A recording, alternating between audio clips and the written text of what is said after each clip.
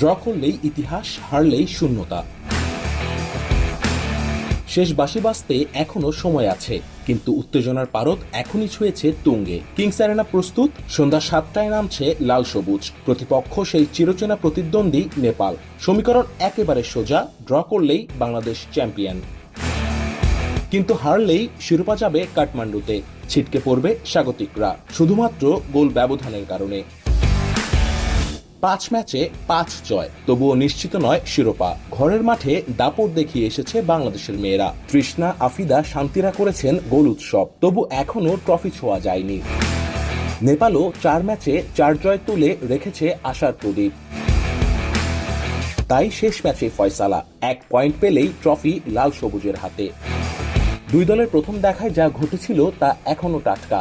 2 লাল card, 5 গোলের রোমাঞ্চ আর যোগ করা সময়ে তৃষ্ণা রানীর ফিনিশিং গোল, যা এনে দেয় বাংলাদেশের ঐতিহাসিক জয়। এবার ফিরছেন সাগরিকা। 3 ম্যাচের নিষেধাজ্ঞা কাটিয়ে ফিরছেন বাংলাদেশের সেরা এই ডিফেন্ডার। রক্ষণভাগে থাকবে সুরক্ষা বলয়, ফ্রন্টলাইনে শান্তি, তৃষ্ণা কোচের মূল ভরসা। তবে চ্যালেঞ্জটা সহজ নয়। নেপালের পূর্ণিমা বায় আর মিনাকে আটকে দিতেই হবে।